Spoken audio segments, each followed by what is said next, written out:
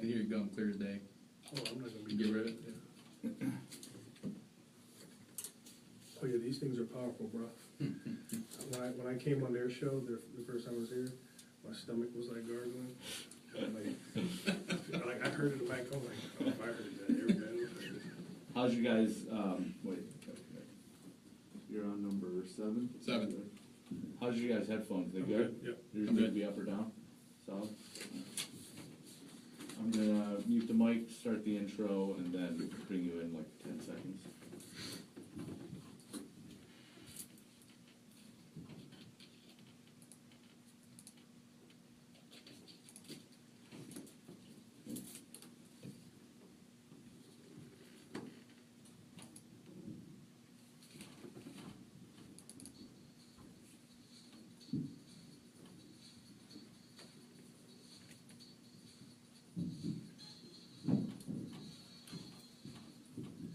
Hello, ladies and gentlemen, and welcome to the Rock and Turk Sports Show. My name is Rocco Foggio, and I'm one of the hosts of the show.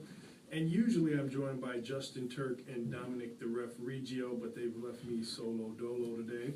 But I do have a guest debater here this afternoon. But for Turk, I think he didn't listen to me last week because he went on vacation, and I think, you know, like he said last week, he stopped off at a gas station probably and ate some bad cheese or some roasted chicken. And Dom, I think he's a undercover Avenger because he's still at Comic-Con chasing these supervillains. So hopefully they'll both be back next week. But for our new listeners, we're a couple former athletes and coaches that bring you the week's top national and local sports stories, and we debate on them using our unique sports perspective and experiences. But before I introduce you to our guest debater, just want to let you know that today's show is sponsored by and brought to you by Blaze Contracting.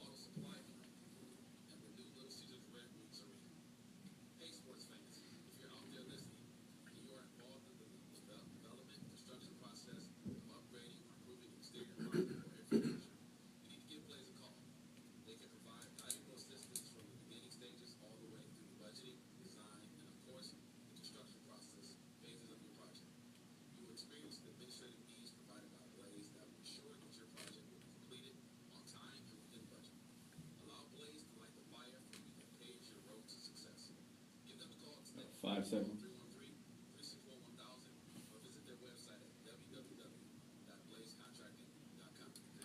Well, everybody, like I said, Turk and Dom aren't here today, but we do have a special guest debater as a good friend of mine and someone I work with, and also a former athlete. His name's Ben Galliway. He's from Rochester, Michigan, and he's currently an executive director for the Society of Professional Athletes based out of Detroit. What's going on, Ben?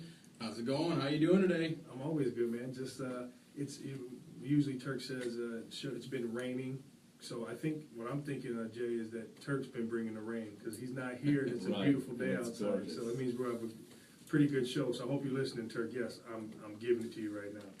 But tell me what's going on, man. How you been? I ain't seen you in a while.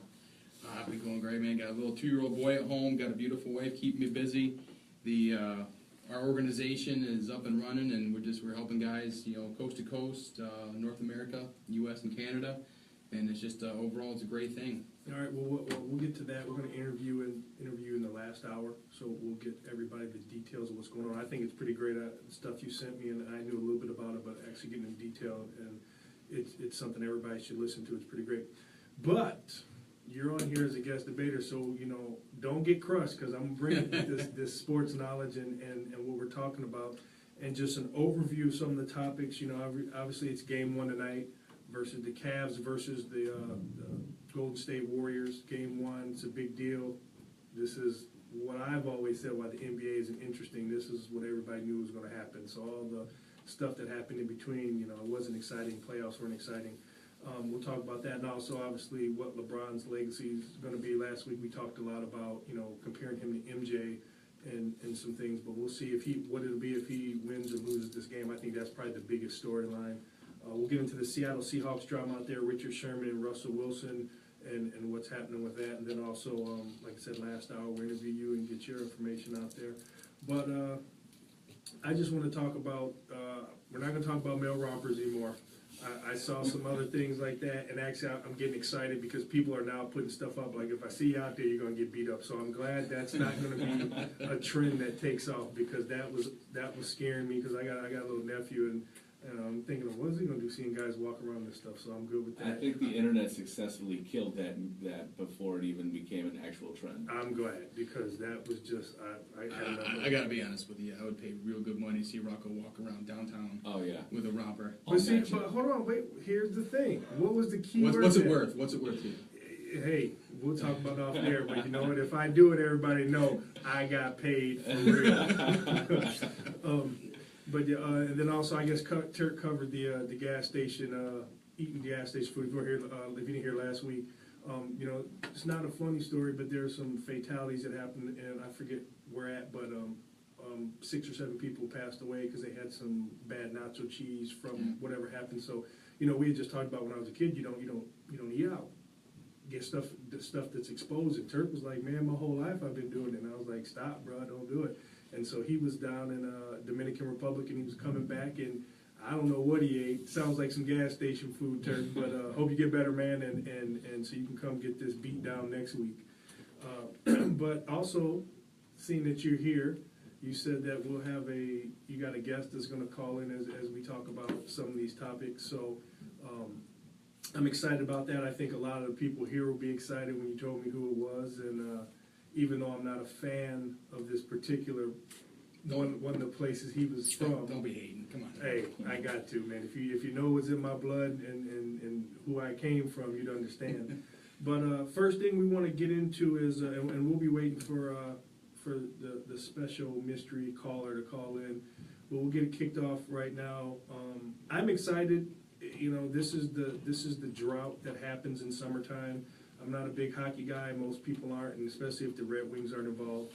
Baseball is moving around kind of slow, and you really don't know what the team is until, you know, maybe July after the All-Star break. So this is our last vestige of sports that we can watch and be entertained, because once, you know, and I'm hoping this goes 7 games, just because once it's over, man, it's, you know, we got 90 plus days until college football. We got about 100 days till the NFL kicks in. So that's just a long drought for, like I said, a guy who's a sports junkie like me, and hopefully, you know, the weather stays good, because other than that, man, I have to actually go outside and do something. So, but to get it started, we'll talk about the NBA Finals preview. Now, for updating everybody, Turk had picked the Golden State Warriors to win, I do believe, and he only had them losing, he said, throughout the whole playoffs 1 game. So he's pretty much, you know, they're undefeated right now. I don't know.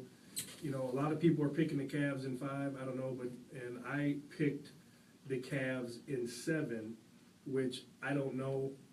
I'm starting to maybe change my mind. Some things that I start thinking about that I didn't think about when I first made my pick. But I still said go with LeBron, best player in the world, 7-game series. So let you wiggle in the conversation. What are your thoughts about just, you know, this finals? What do you think is going to happen? Who do you have? You know, part of me says that this finals is, you know, it's pretty predictable. I think everyone kind of seen it coming. Like anytime you have a league like this, there's always these great teams. There's always these great matchups. At the end of the day, my heart tells me that the Cavs are going to take it. Probably take it. I agree with you. Probably in about 7. I think it's going to be a pretty great matchup. Honestly, I think it's going to be what comes off the bench.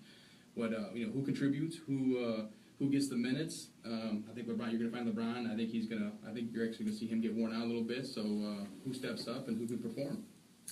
I think that is a good assessment, and part of what I was thinking, why I was possibly going to change up my my pick, is because I started looking at the squads and how they're comprised.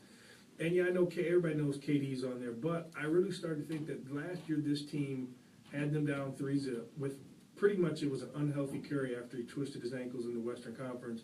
And then, obviously the whole Draymond situation. And so they added KD and they added some like Zaza and McGee.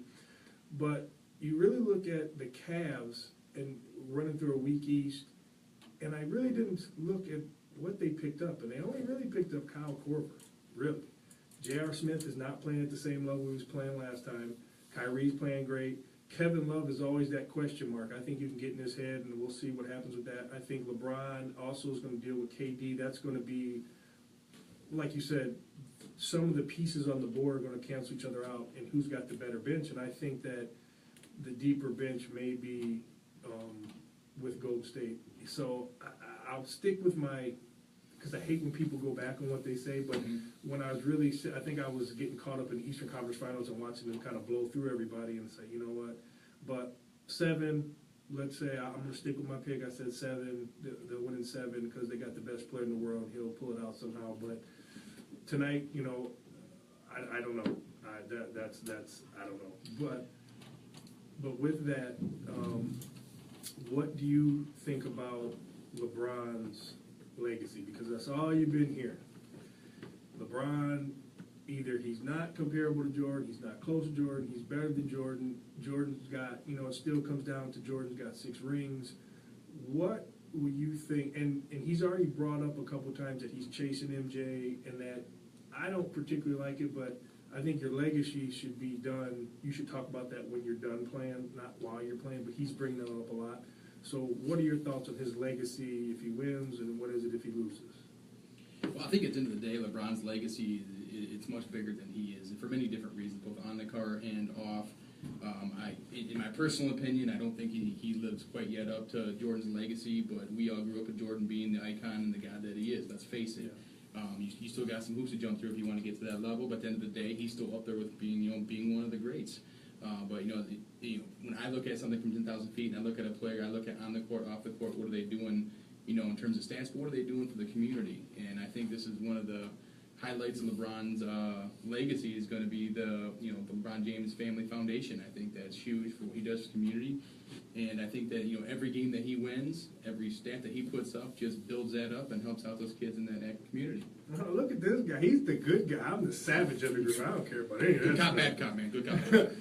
I don't care about any of that. That community stuff. I mean, it's good. I'm happy for it. Good job. But when it comes down to it, there's a lot of guys out there that's built up a lot of foundations and got a lot of stuff going on. But actually, I'm sorry, Jay. I passed you over. What are your thoughts of the finals? Somebody asked me yesterday, and I said Warriors in 6. Okay. I think they looked overmatched last year until Draymond got suspended, and that sort of helped them get a little bit of momentum. And then we all know what happened from there. But I think without Draymond Green going down, they lose that series, maybe in 5 games. I agree with that. So what's your legacy predictions if he wins or if he loses? If he loses, that's just going to be too many losses in the finals for me to put him past Jordan. Okay. If he wins, it gets tougher to keep knocking what he's doing, because I didn't really think he'd get this many rings, to be honest with you. Really? So he's already impressed me, and I'm sort of a LeBron hater. So. Hey, you're honest about it. Yeah. Most people aren't. They'll say it. No. So, but. If he loses one more time, that just doesn't look good. Jordan never lost in the finals. Yeah, there it is. That's what I was waiting for. He's a Jordan fan. I'm a Jordan fan too. I grew up with Jordan. But so everyone knows I'm kind of, as a coach, I'm a guy who goes with my gut and what I feel, but I'm also new age as far as analytics. So you have to look at the data. So that's why a lot of times you guys get the stats from me. So here's a couple stats, and I didn't even know this myself. Because we're like we all grew up with Jordan. That was the guy, and it's crazy that I've talked to a couple high school guys I coach, and the way you talk about Jordan or you say certain things, if it wasn't one of his iconic highlighted moments, they never saw him play. Right. Not even when he was a Wizard. Right. Right. So then you're like, okay, so they have nothing to gauge it upon. But so what we do is LeBron's 32 right now. So I went and looked up and I saw okay, let's see what all Jordan accomplished at the same age, right? Because everybody right now, the problems with the LeBron and Jordan comparison is I say this. I say Jordan's ahead, but not by, maybe a couple feet. Right. If we're in a race, he's maybe three steps ahead, which is a lot, but it's close. And a lot of people are just like, he's not even in the same stratosphere and that. Here you go, at 32 years old, this is what they both accomplished. LeBron, 3 championships. Jordan, 3 championships. 11 first team All NBA teams for LeBron, 7 for Jordan. 4 MVP awards for LeBron, 3 for Jordan. 13 All-Star appearances for LeBron, 10 for Jordan. 3 Finals MVPs, 3 for LeBron, 3 for Jordan. He's never lost in the first round in his career. Jordan lost 3 times in the first round. LeBron had his total 3 championships right now. Now Jordan has a total of 6. 7. He's the only player that has 7 straight final appearances, and he's played in 8. Jordan had 3 straight final appearances 2 times, and LeBron's played in 8 finals, and Jordan's played in 6. So yes, he didn't lose at all in the finals, but and this is where I say, in the beginning, Jordan's teams were pretty bad, right? Until they drafted Pippen, until they drafted Horace Grant, then they started adding pieces in free agency as they went down the line.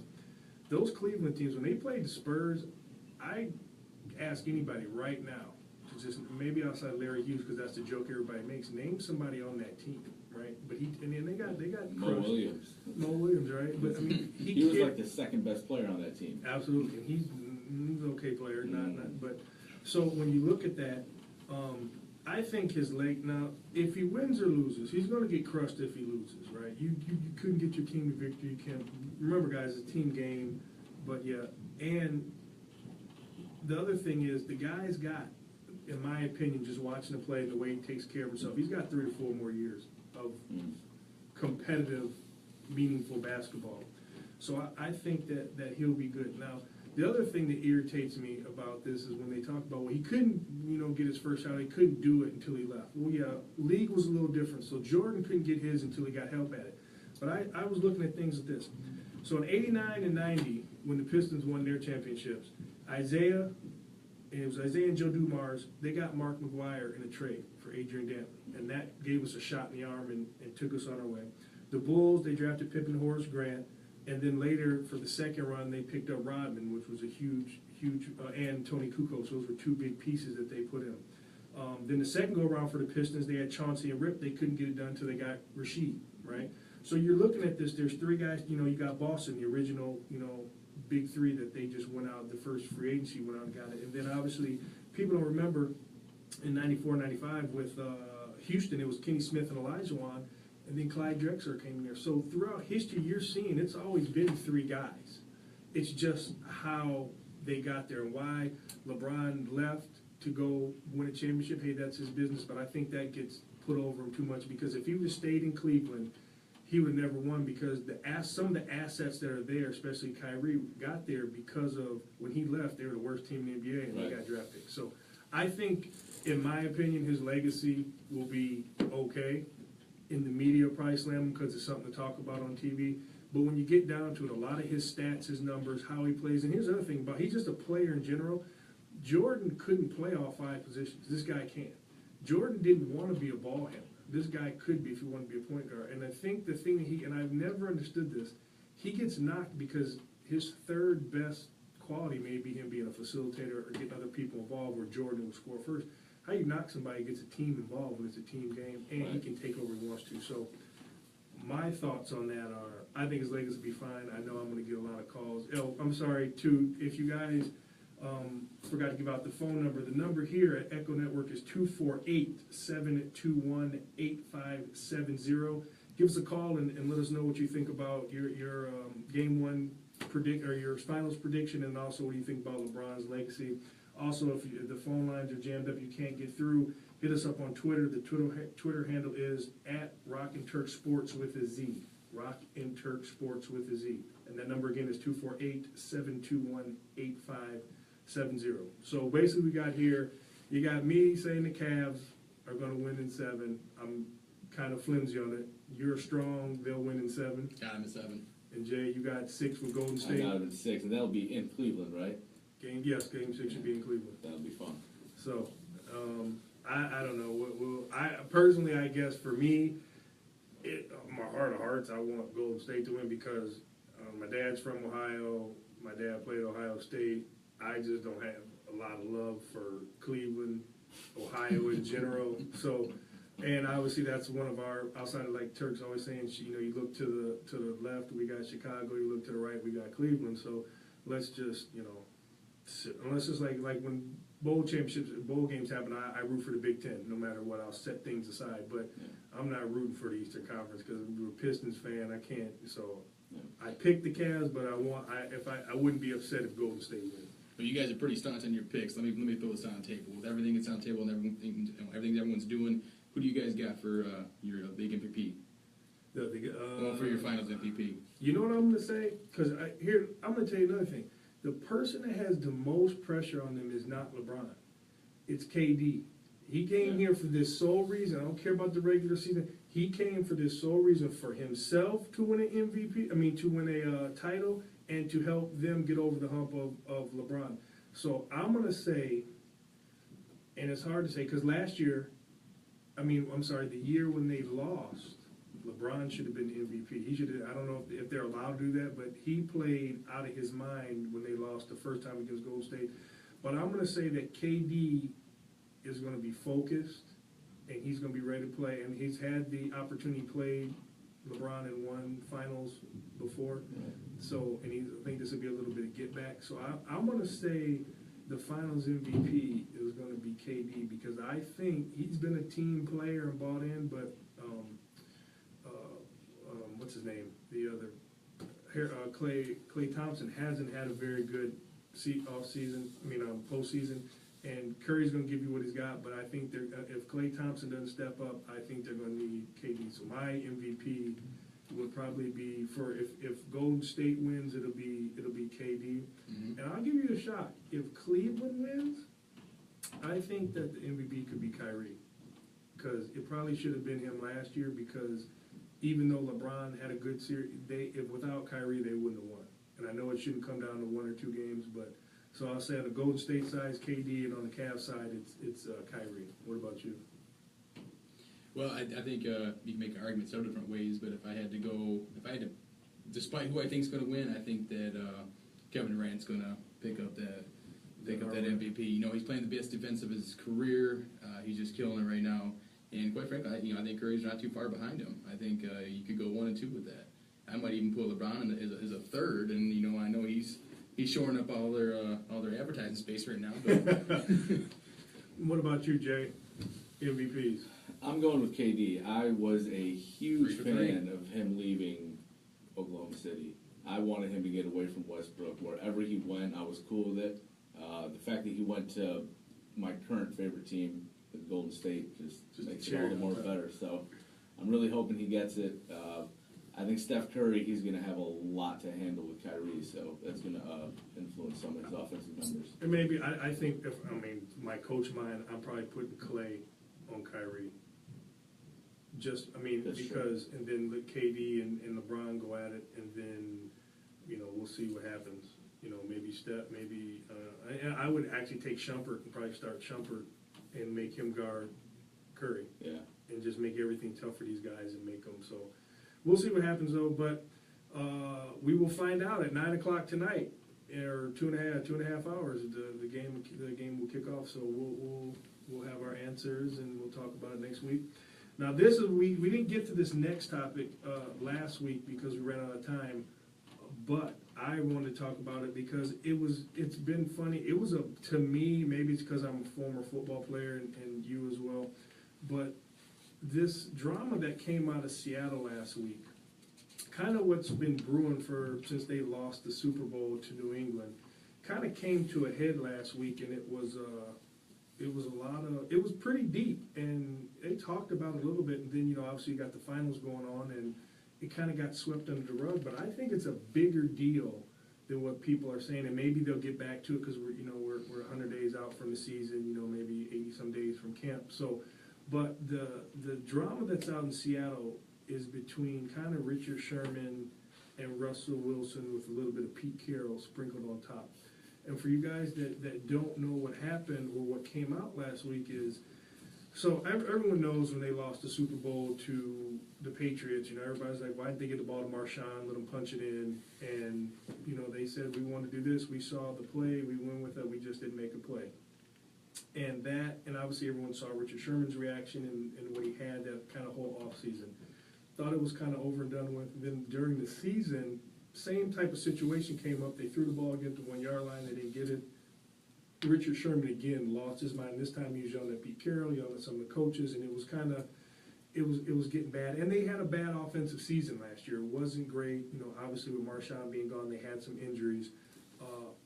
And then, they got to the playoffs and you saw what happened. So early in the offseason, people heard Richard Sherman, they were looking to trade him and kind of didn't understand. Was he looking for a trade? Are they trying to get rid of him? He had a real big season this year in offseason about being vocal. And what basically started to come out was it was an article that was written that a couple things. One, the fallout from the Super Bowl loss, it never really got mended, never got healed, right? It just kind of went away. And I guess it's because Pete Carroll is so positive and likes to move on that some of the players felt he turned the page and didn't really seem, you can't tell a guy how to be when you lose, but the defense seemed that they were a little upset that he didn't show. It was like, hey, let's move on, new season, new that. And so that was one. The second situation that they have going on is Pete Carroll seems to, and this is where, and Ben will get into it, and he can tell you a little bit too. When you play defense, and you play offense or defense, when one side of the ball is slacking, and then you're starting, and there can be times in games where things happen, but if you're not holding up your end most of the season, we had this year in our season in high school, our defense kicked ass, and our offense didn't. And it wasn't, just for whatever reason. And so we had our biggest challenge as coaches was to keep the defensive players from turning on the offensive players, and then that just creates a chasm, and then you got an internal problem going. And so part of the problem is the defense feels that the offense is not being held to the same standard that the defense. I mean, this could be, you statistically look, this is a pretty up there defense, and when it's all said and done, they could be one of the top defenses in history with the Bears and those in the 2000 Ravens. So, and they don't like that. And also, Pete Carroll's protection of Russ Wilson. If something goes wrong with the defense, he lets them know, or other offensive players. But they feel a lot that Russell Wilson gets a pass. Marshawn didn't really care for him. The guy, if you hear his interviews, as people say, he thinks he's winning, but he gives you a lot of cliches and says things. So, with that, my question is, and I'll get into some other topics, but I want to hear what you have to say. I mean, some other points. But my thing is, do you think the Seahawks look like, they added some pieces, look like they, defense is still there together. I think, me personally, I think this is a huge problem. I think their window is small anyway, probably had another year or two. But now, what are your thoughts? Do you think this has slammed the door on their season or their Super Bowl chance to win the Super Bowl this year or from here on out with this drama? Me, I'm saying yeah, because if it's not handled, and it doesn't look like it has, I understand how this can fester into a season, and the first thing that goes wrong, it can blow up. What are your thoughts? Well, this kind of just gangrenous interaction between offense and defense has been the death of many great teams, and it really is the responsibility of the coaching staff to amend that. You have to put on both sides of the ball. You have to get them focused, get them in the same direction. When their attitudes are directed at each other, it can really tear it apart. It can tear down an entire dynasty, I've seen. And having played on both sides of the ball, I've seen it, I've experienced it, you've experienced it. There's going to be times. There's going to be times where one side's clearly outperforming the other, and frankly, it's the character of the team to pick that other side back up. There's been some great teams where you've seen players that are, they end up running both sides of the balls, and I don't necessarily condone that, but at the end of the day, there needs to be leadership, and when you have, two leaders on a team going at it head-to-head, and you have coaching staff that choose to be, nonpartisan, it can really be a death blow to the culture and to the team itself. And I agree with that. I think that, I love the way Pete Carroll coaches. I like I'm probably more him as far as being positive, not that old school chew a guy out and make him feel like that's just not me. I'm kind of new age at that, but to get the job done. But sometimes, but I am, when it gets to having to let them know what they need to do or what they didn't do, I'm pretty solid on that. I don't I don't care about their feelings in that way. I'm not going out that way, but I'm not worried about it. You need to understand what you did and what's wrong. And so I think that's part of it. And I think that I think it's a real situation that they need to look at because, and this is another thing that bothers me. What came out also about that last play of the Super Bowl, and this wasn't kind of confirmed, but it was saying that they love Russell Wilson. He's kind of the face of the franchise, and he's the guy, you know. And I love Marshawn Lynch the way he plays, but if I want somebody to be on TV, I want somebody to be on the radio. I need him to be Marshawn. No matter what, he can't be the face of the franchise because he's just not. He doesn't act professional. Now he's a great guy. He's got a lot of foundations and off the field things. You know, he's very smart when it comes to his money. I heard that he's never spent since his first, second year. He's never spent an NFL check because he's got so many endorsements. He's got his own stuff. So as far as him being, you know, that type of guy, that's great. But you want someone, and Russell Wilson is that kind of walking cliche that everyone knows that he's not gonna embarrass you. He's not gonna get you in trouble. With that, obviously, most teams, the head coach is very tight with the quarterback. It has to be. That's the leader of your team. That's, you know, you got to, defense wins championships, but you got to score points to stay in the game. And a lot of the guys are irritated that he wanted Wilson to make that play. Instead of giving it to Lynch and let's win this game, they dial up a play. Whether you've heard all the talk about why they did it, but it seemed like he wanted him to be the hero. He wanted him to go out. And it's kind of like when you're a coach, can let your personal feelings and things supersede what needs to happen. And then when you protect them, and like, for example, they had a situation last year in practice where Sherman intercepted the ball. And he went and told Wilson, ran the ball back to him, said, "You effing suck," and threw the ball at him. That happens all the time in practice. When you have an amped up defense, you know you're good, and I don't have any problem with it. I even tell my guys, talk stuff all game, just don't get caught by the ref. If you do, you gotta deal with me. But I like that in my players. I like that. That's just who I am. I'm an aggressive guy, and that's, you know, I grew up in Detroit, and it's just you gotta get in somebody's head. And he reprimanded the defense and made them come and sit and have a meeting and talk about all. Wow, man, why is quarterback? If he can't take that little bit of that, and he's that soft and he's that weak, then you got bigger problems that you don't even know about yet. So, in that, I don't know. What are your thoughts, Jay, as far as the situation? So I remember when that whole thing went down, and I just find it really hard to believe that a coach would not choose the better play out of spite because he didn't like him or he didn't want. From what I heard was, if Pete Carroll knew that if he gave him the football and he got a touchdown, then Lynch was going to be the MVP, and he didn't want that. I can't see a coach doing that with the Super Bowl on the line. He would just call the play to win the game. I didn't hear that. What I heard, I mean, I don't know if we're talking. What I just heard was it wasn't anything against Lynch. It was just they wanted. Like I said, this is all not confirmed, but just kind of was floating around that he wanted Russell to make the play. Well, from what I remember reading at the time, and like you said, it could all just be speculation and rumors, was they were not wanting to pay him the extension because, you know, I think he was coming up to be a free agent. So they knew that if he got that touchdown, got the Super Bowl win and the MVP, just to the fans, they would have to give him an extension. You can't cut him at that point.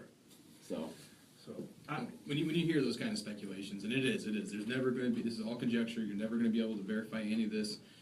But at the end of the day, it's about winning the game. It's about what you're doing for your fans, for your city. If you look at the bigger dollar, what kind of money was lost by them losing? So to make a decision on how you're going to, you know, what is the probability of that play that got intercepted versus a 1-yard run in? You know, coaches, I've seen it time and time again when it comes down to plays like this. You're either the hero or the villain. Mm-hmm. You know, and if he would have actually caught the ball and scored the game and won it, guess what? He'd have been the hero of the talk of town. There would have been a parade down Main Street for him. But he didn't. He made a decision, and you know, for the upcoming years, we're all going to speculate as to how, why, and you know what he do and who did this and what was the rumors. But end of the day, your decision lost. So and anything that goes on behind the scene, that's on ownership. But let's be honest, we've all seen it.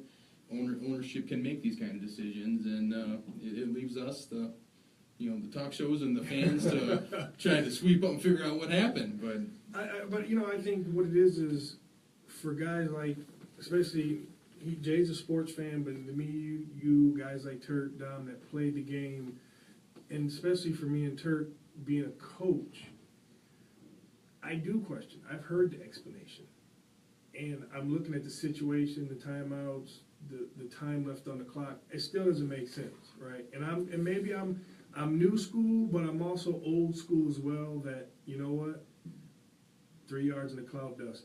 I always tell my guys, if it's 4th and 1 and we're on our 40 or at the 50 or over, maybe a little behind, we're gonna go for it, because we can't get a yard, we don't deserve to win, or we don't deserve to do that. So I'm just Absolutely. so my thought is that maybe that's the old school player in me, but I don't know. I think this is a festering problem. I think that Arizona is going to be better this year. I think the 49ers is what it is, St. Louis, whatever, but I think that they need to win that division, because I think that I really do think the NFC is going to be, and it was good last year, I think they're going to be a lot better. And if you don't win your division, you are in chances of not making the playoffs. The wild card, I think this is going to be one of those seasons where the wild cards are going to have 11 wins, personally. So if you're up there messing around and this all falls apart, and you already got guys that are getting older, they're hurt. They're kind of, I think they're wearing thin. I think everybody's wearing thin. I like his competitive nature. I think everybody's wearing thin up there. I think this is a ticking time bomb, and then once that happens, I don't think they're built for the future. We got a caller. Okay, hello, welcome to the Rock and Turk Show. Who's this? This is Jamal. What's going on, Jamal? How you doing today? Hey, I'm good. How are you? Good. What are you adding on to today? Hey, I wanted to address the Pete Carroll topic. So, you know what? I think Pete Carroll, one of the things you have to consider in the conversation that you guys are having is the legacy of Pete Carroll. And, he has the book Win the Day, and, and kind of that whole thing. He's this big win guy. And I think from a selfish point, he wants his legacy to be one of the greatest coaches ever, which is dynastic run in USC, and then a potential dynastic run of the Seahawks. Now, where I think that comes into play is if Marshawn Lynch scores that touchdown, that team, that dynasty, those back-to-back champions would be known more for the Legion of Boom and Marshawn Lynch, more so than Pete Carroll and Russell Wilson. And I think he wanted kind of to usher Russell Wilson into the national spotlight, into being the leader of that team, which I think would make Pete Carroll's spotlight and what you say, profile bigger as a coach versus hey, well, Pete Carroll was carried by the Legion of Boom and that defense. So I think it was selfish of him to do that, and I think that kind of plays a part. So let me ask you a question, because the main question we're talking about is this situation, because this is all on the air now. So like I said, if guys don't clean up these feelings, is this going to affect their season, and is it closing the door on their Super Bowl run? I think it will, but I think here's the thing. I think when they come up against a team who's unflappable and more solid as a team, I think it'll be unstoppable.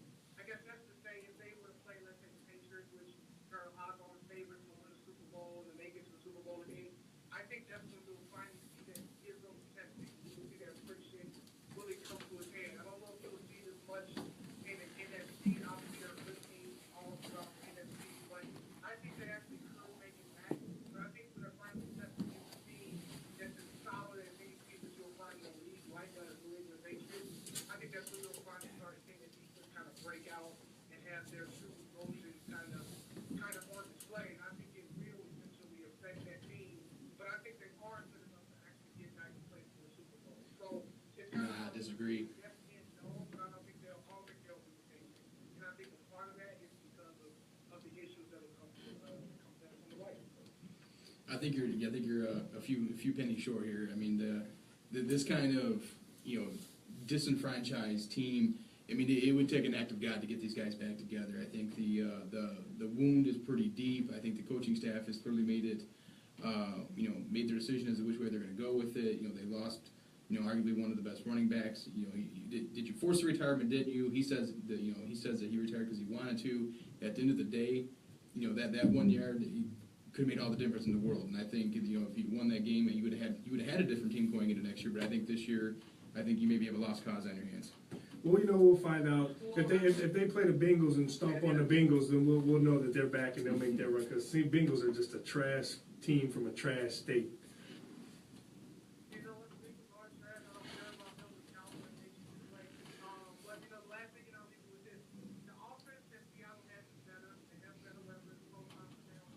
You know, they have Lacey. I think that, you know, although it may not be the most harmonious team that there is, I think that they still have enough talent all across the board to sort of run together. And those guys are strong-willed enough to be able to make a run, but I don't think it'll be enough. All right, before you go, because I think this is Jamal that we've had on before. This is okay. So this is Ohio Jamal. That's why I was taking a guess. Sounded like you, so that's why I wanted to. So what do you? Let me guess. Cavs in 4. No, and I'm arguing with Turk about this all the time, man. Look, if you look at any other veteran, you look at Vegas, you look at, you know, efficiency rating, offensive defense, it's the Warriors first, LeBron's the best player in the world. So, Man, I don't need all that, man. I just need. I don't need all that. I just need your pick. Who you got? Warriors Warrior. in 7. Wow. So you're official Michigan residents now, huh? Because you're not going back to Ohio with that, bro. You better check your breaker lines when you go to your car. It's all the same to me. It's all the same to me. All right, Jamal, thanks for the call, man, and we look forward to definitely hit us up in the future. All right, well, I think that's a good debate on that. We'll have to see. We'll obviously, once we get in football starts to kick into gear and we get into camp, and obviously, you know how camp tempers flare in camp, so we'll really find out fast what this situation is. But it's time to get to anyone who's just joining in with us. We have a special guest debater here today, Ben Galliway, and I'm going to kind of turn it over to him. He's going to give us a little bio, and he's also going to tell us about his company. I like it a lot. I think it not only can help the clients that he has, but you know he's got a special brand of client, but he can help just anybody. And I think that I'll let him explain and get a couple of questions that I had because I was intrigued with it. So without further ado, this is Ben Galliway, and he's the executive director of the Society for Professional Athletes. So take it away, Ben. Give us a little bit of bio about yourself. Well, first and foremost, thanks for having me on, guys. I do appreciate that. You know, anytime we can get in front of sports fans and really talk about what we do and what we do for our guys, it's a great opportunity and always grateful. Like I said, like Rock said, I'm the executive director of the Society for Professional Athletes. You know, we actually we're industry insiders, so we actually work with the athletes themselves, with their families. We work with the player associations, the alumni associations. You know, our clientele, if you will, even though we're incorporated as a nonprofit, we work with the players. So what you're going to find working through us or working with our guys is what goes on behind the scenes. At the end of the day, we keep talking about all these players, LeBron. Even LeBron, at the end of the day, he's a guy's guy. He still has to find a home, find a car, find a place to put his kids. And if you come up playing sports, you're always. I hate to say it this way, but even your greatest leaders are followers. A lot of times, that's where a lot of guys get themselves in trouble. And you get these big reviews like the ESPN 30 for 30s talking about these players losing their wealth, losing their fortunes, and the question is why? And when I had the privilege, opportunity to travel the country, and got to meet up with guys from all the different leagues, NBA, NHL, and MLB, and what we started finding was there's a lot of commonality, a lot of issues that these pro ball players were having. Where their minds are focused on, what's going on the field, what's going on in the media, what's going on with their coaches, what's going on with the next play call. At the end of the day, there's still life behind that. So, that's where we step in, working with the players, working with behind the scenes. So, we're working with them while they're on the field, once they retire. A lot of people don't realize that, but these ball players, a lot of times they're on the field and often retire by the time they're 25, 26 years old. And what happens after that? So, we get involved with the guys in their younger years, right when they're right out of college, try to, get them active in the community, get them active with, their philanthropic ventures, really work on branding themselves. I've seen some of the greatest players out there just completely ruin their retirement years because of one wrong move in a bar, one wrong move, here, there, you got to watch out. You got TMZ looking over your back, and, one wrong, we can bring up Tiger Woods and, talk about one of the greatest legends out there. and a career was just crushed because of some bad PR that dropped out there. So you really got to work with these guys behind the scenes, and that's where we come in. We're kind of that intermediary between the players themselves and the people that they're getting their advice from. Unfortunately, what we found when we started bouncing around the country is the number one place that these guys are getting their advice from is from the guy next, the locker next to him. And unfortunately, he's getting bad advice. And the first place they turn is to their agent, and unfortunately, most of these guys' agent is their drinking partner from when they were in college. So they don't exactly know what's going on, what's happening, who's the better financial advisor, the better attorney in whatever state that they happen to be in. And let's face it, even if they do figure it out, by the time they get bounced from Detroit down to Miami, half the time they're traded before the wheels touch the ground. So that's where our organization has stepped in there from an educational standpoint, the benefits we provide. But more importantly, we also work with those individuals who want to work with the athletes. So quite frankly, every market that we've gone into, there's been that 1, 2, or 3 attorneys or advisors or realtors, whomever it may be, that or have that skill set to work with the athlete, and that's where we come in. We provide that endorsement to them, and we openly leave it open for those type of individuals that are looking to work with our guys.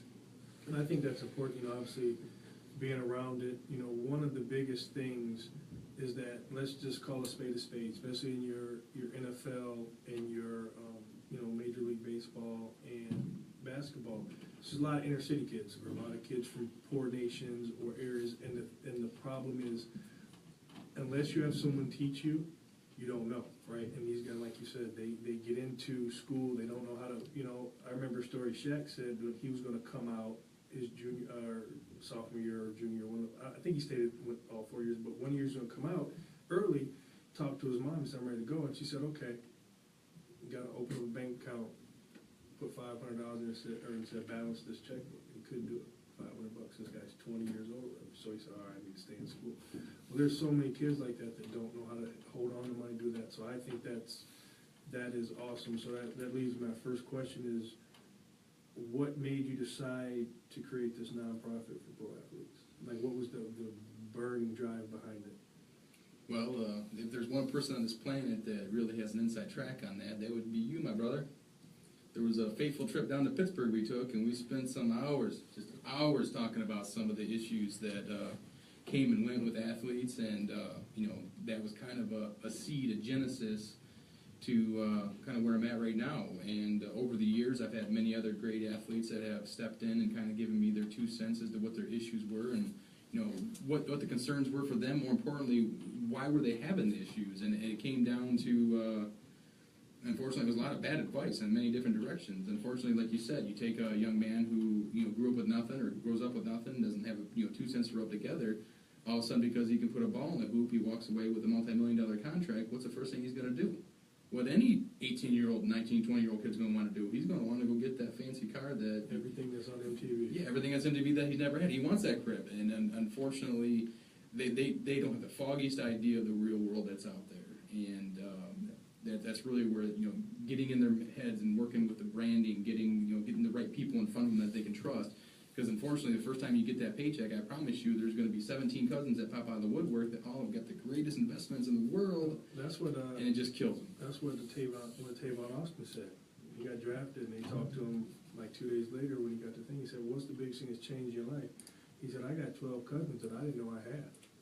Right, and and he thought he was joking. The guy said, "No, I'm serious." He said, "I got 12 phone calls from people that I have no idea who they are. They said they're my family." And you bring it up is a great point that they are walking. We've been told in other ways, hey guys, watch out or keep in your pants. You guys, when you get to that point, you're a walking lottery ticket. And same thing once you finally get in there and get that down. So with that, what do you, with the Society for Professional Athletes, what do you hope to achieve in the future? What's your long-term goal? Obviously, obviously you want to keep helping athletes, but what is the long-term goal? Well, long-term goal is to get a better interaction between the players themselves, the leagues, and the alumni. Unfortunately, there's too many hands in the pot when it comes to working with these players. And you mentioned the NHL earlier, and I'll pick on them in particular because I am a hockey guy. there's literally so many different groups that are claiming to be on the best, working on the best interest for the player, and unfortunately, there's just too many hands. You've got the NHL itself. Well, they're a business. Let's be honest. They're there to make money. You have the Alumni Association, then you have the Player Association, and in every city you walk into, there's the Detroit Red Wing Alumni Association. There's the Toronto Maple Leaf Alumni Association. So you have these guys that are really, despite their skill set, the people that's trying to help them gets diluted because there's just so many variables in place. Everyone's got their hand out trying to help. Unfortunately, in our opinion, that's doing a disservice. And when it comes to working with, for example, the insurance companies, and this is alluding to what you asked about what we hope for the future. Unfortunately, if you start looking at the individual leagues and start really doing the math on it, that's where you run into the issue. Say, for example, the NHL. The NHL does not offer health care benefits to retired NHL players, and you're going to find that amongst the other leagues as well. You're kind of on your own. You're to your own devices. And I had the opportunity to go out east, and I went out to.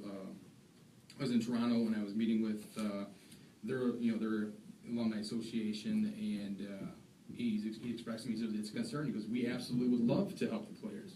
We'd want to do everything in our power to help the players. We even got the budget to try to help the players. Unfortunately, when you're the NHL, for example, and you're reaching out to the healthcare insurance companies, unfortunately, if you took every living NHL player in the States, you're not looking at a very large number. You're only looking at a few thousand guys. Unfortunately, when you're reaching out to the insurance companies, they're not necessarily willing to take on that kind of a risk. So, if I'm the insurance company, why would I want to underwrite that? All right? So one of the things that we were able to do because, we kind of made our umbrella broad is we said, okay, well, we're going to take these, a few thousand guys from this league, a few thousand guys from that league, a few thousand guys from that league, 10,000 guys over here, add all these numbers together. Okay, now we've got the opportunity to reach out to these different types of, insurance companies, for example, and say, listen, we're not representing 3,000 people, we're representing tens of thousands of people. And not more importantly, they're from different leagues. So we've got guys from the NHL, NFL, NBA, and so there's a delusion of risk that's there. So, one of the things that we did is we kind of took it upon ourselves to be that intermediary, and we intentionally chose to incorporate ourselves as a nonprofit because we don't want to have the interest of the players fall into the hands of a company. Right. So, and of course, by doing that, it really opened up the doors. We started getting looked at by other national organizations, by the alumni themselves, and the player organizations, and there's some really great individuals that are out there that truly are, and it really is a struggle to kind of disseminate and decipher through who is there to help the players and who's trying to pad their pockets. And there's individuals like I'll give a couple of shout outs. A real good friend of mine, Kurt Walker, former Toronto Maple Leaf enforcer, guy's got a heart the size of Manhattan. I mean, he's just there, cares. He's not there for a nickel. He's there to help every player. Every single time I reach out to him, he's trying to raise money to help out some former player in need. Okay, he runs a group called Dignity After Hockey. Been working with him for years. Fantastic individual. Anytime he has a player in need, he reaches out to the entire world of NHL retirees and says, hey, we got a brother down, what can you do? You should see the support. Man, these guys are sending everything from signed memorabilia to donations to everything in between. So there's truly a brotherhood, and it's just really, us coming in, we're just kind of connecting the dots.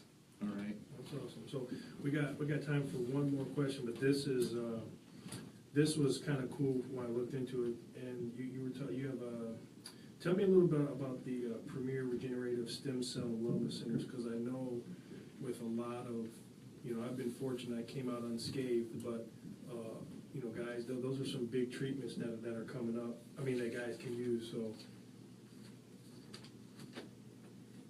So what is tell me a little bit about that, because I want to hear about that. The guys coming in and out unscathed, from the leagues themselves. Yeah, I mean, guys getting, it says you guys talk about the stem, you guys are doing, is this where guys, the Premier Regenerative Stem Cell, that's where they're good getting stem cell treatment? Okay, gotcha. That would actually be my second shout out. The, Premier Regenerative Stem Cell and Wellness Centers, they're out in Colorado, they're out in Arizona. This is a group that got heavily involved with us. Candace out there, she's phenomenal. Been working with the Gridiron Greats. They have been working with Dignity After Hockey. The world of stem cell it's really in it. Even though they've been doing it for years, it's kind of been its genesis. But when you look at some of the, a quick Google search, and you can find that there's just tons of these guys that have been doing it. But unfortunately, they've had to go either out of country to into more nefarious areas to try to get it done.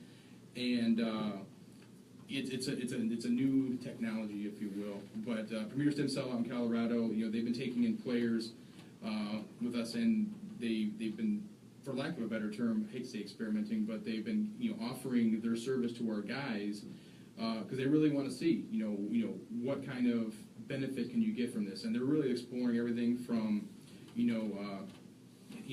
head injuries to spinal cord trauma, and the research that's coming out of it's phenomenal. I think it's going to open up the floodgates.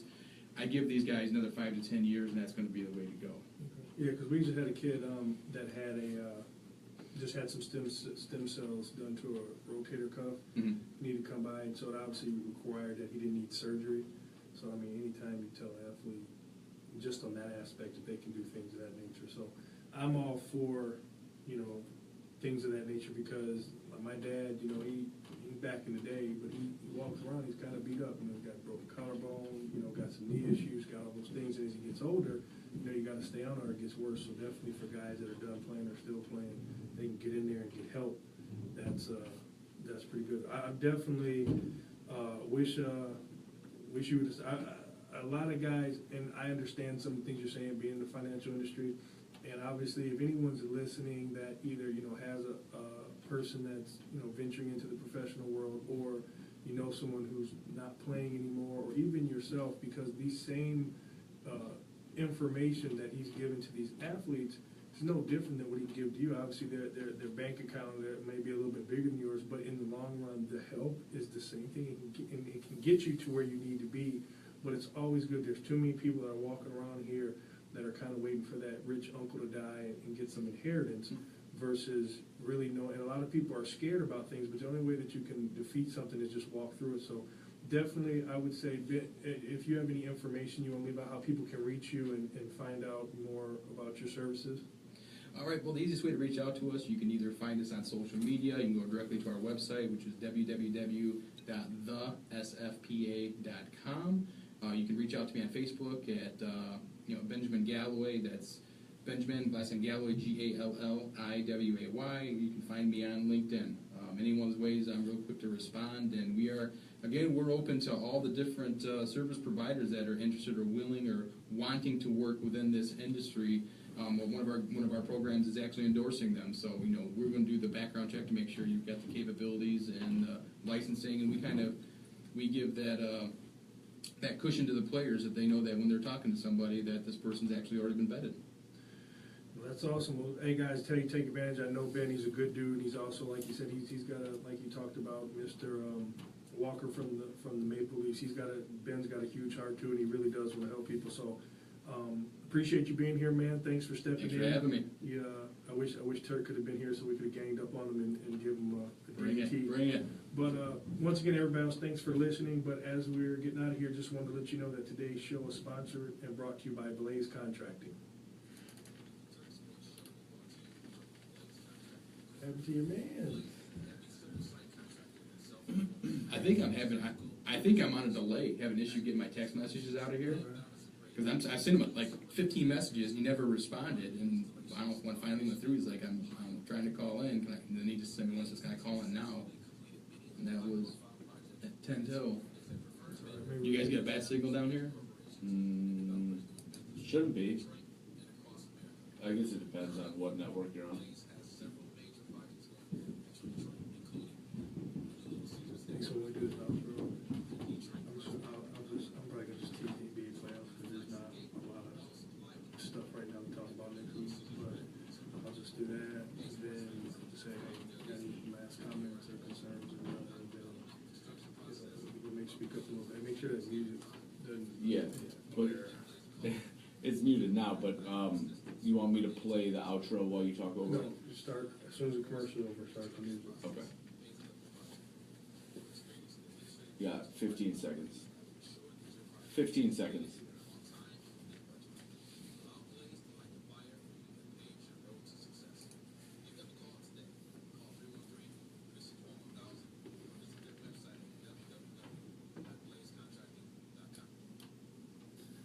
Well, everyone, this is the end of another good show. I'm excited about the guests we had and the topics we talked about. I think everyone's excited about see what's going to happen in this game. We still got about 2 hours until the game tips off, so that gives you time to go get your favorite drink, beverage, some food, sit back.